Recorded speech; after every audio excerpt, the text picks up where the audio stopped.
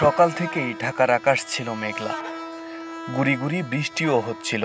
শেষ যাত্রার প্রাক্কালে শেষবারের মতো শাফিন আহমেদের মরদেহ আনা হয় গুলশানের আজাদ মসজিদে।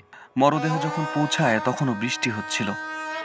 এই বৃষ্টি উপেক্ষা করেই শাফিনকে শেষ বিদায় জানাতে আজাদ মসজিদে জড়ো হতে থাকেন সঙ্গীতাঙ্গনের অনেকে। ছিলেন অনুজ, অগ্রজ, শিল্পীসহ কলাকুশলীরা। শাফিনকে দেখে কান্না ধরে রাখতে পারেননি তারা। পরিবার ও সহকর্মীদের চোখের জলে বিদায় নেন শাফিন আহমেদ। 25 জুলাই বাংলাদেশ সময় সকালে যুক্তরাষ্ট্রের ভার্জিনিয়ার হাসপাতালে মারা যান শাফিন আহমেদ। যাবতীয় আনুষ্ঠানিকতা শেষে 4 দিনের মাথায় গতকাল সোমবার শাফিনের মরদেহ বহনকারী উড়োজাহাজ ঢাকায় পৌঁছায়। এরপর তার মরদেহ গুলশানে রাখা হয়।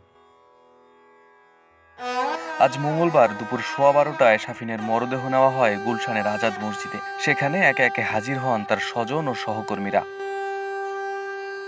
শাফিন আহমেদের শেষ বিদায়ে তাকে শ্রদ্ধা জানাতে একে একে হাজির হন তার ব্যান্ড মাইলসের সব সদস্যরা সহ সঙ্গীতাঙ্গনের অনেকে। অশ্রুসিক্ত নয়নে তারা বিদায় জানান ব্যান্ড সঙ্গীতের জনপ্রিয় এই তারকাকে। গুলশান আজাদ মসজিদে জানাজা শেষে শাফিনের মরদেহ নিয়ে যাওয়া হয় বনানী কবরস্থানে। বেলা 3টায় বাবার কবরে সমাহিত করা হয় শাফিন আহমেদকে। তার কবরের পাশেই শায়িত আছেন মা কিংবদন্তি নজরুল শিল্পী ফিরোজা বেগম। শাফিন আহমেদ আর পৃথিবীতে নেই, কিন্তু তার গাওয়া তুমুল জনপ্রিয় গানগুলো জীবন্ত হয়ে থাকবে তার ভক্ত অনুরাগীদের মাঝে। আরিফ হাসান, ঢাকা প্রকাশ।